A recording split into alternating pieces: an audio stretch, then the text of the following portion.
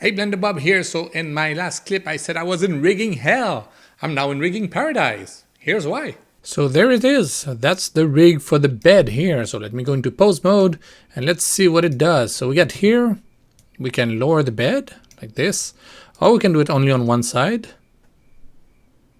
And we can do it on the other side too.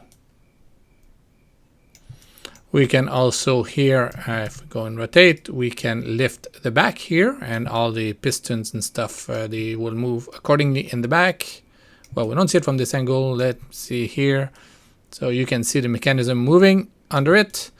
We have these handlebars here that can go up and down on both sides. And that's pretty much it. That's the entire rigging for the entire system. Oh, no, we have this one too. So this one here can go up. So that's for the bed here. And of course, like the other one, the mechanism under everything moves properly the way it's supposed to move. So let me turn off the legs, the back legs here, so that you can really see everything that's going on. See, when this moves here, there's this thing that slides into the rail here. So that would be if I move this one here. So pose mode, I rotate this. So you see everything has to slide in there. So this piston pushes on this and this makes this turn. And this goes into the rail here. And we have something similar on the other side here where it's this time it will be this that moves up. And there are some wheels here that slide into the rail. So there are little details here everywhere that you don't necessarily see, but it's there and it needs to be there. Because we don't know what the client will want to show in this. So yeah, we had to do everything. And that's it. It looks simple like this, but it was actually a little bit complicated because of all the stuff that's moving under. And this moves on the rail here. So if I move this up and down, you can see this is moving along the rail. And the tough part was to make sure that the feet would stay on the floor, that they would not go up and down. So that's what it does for real in the bed. So that's the rigging, that's the way it is. So this is the final product, and you can see I did even the welding everywhere, and everything is beveled. The screws are beveled, everything is beveled because we do some extreme close-ups like something like this. And for the welding, what I did is actually I just took a picture of a dry lava and I converted it into a normal map in Photoshop, and I just applied it on the geometry with the basic UVs on it. So that's how I created the welding. It's very, very simple, but it looks exactly like it is in real life.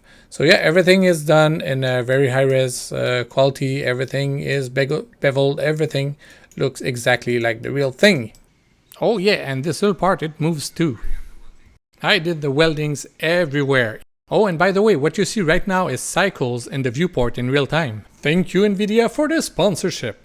But no, I didn't do it myself. I asked for advice on Twitter and YouTube, and I got a lot of messages from people who are trying to help, and thank you so much, it's really appreciated. But this guy, Magpie3D on Twitter, well, X or whatever you want to call it, made a demo for me, a proof of concept. I was like, okay, well, that's it. That's what I need.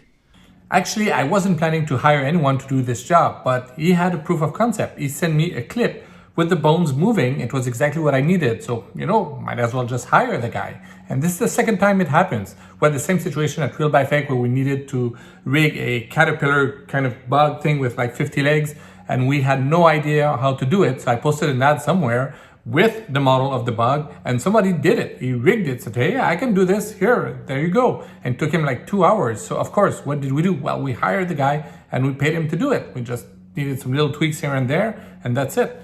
So if you see a similar situation, maybe you can just do a proof of concept to show that you can do the job, and maybe you will get it. Now, of course, some of you guys will want to know how much I paid the guy to do this. I'm not going to tell you because that's none of your business, and I'm doing promotion for the guy, so I'm sure he doesn't want me to tell how much I paid him. I can tell you that it was the issue I had was that I'm Canadian and he's in the UK, so converting Canadian money to UK, it's like 2.5 times. It's a big difference. But anyways, but what I can tell you is that it always depends on the client and what it's for. If it's for a small private company, you can charge a certain amount. But if your client is Coca-Cola, well, of course, you will have more budgets to pay your subcontractors. So there's not like a fixed grid that I can tell you, oh, it costs about that much.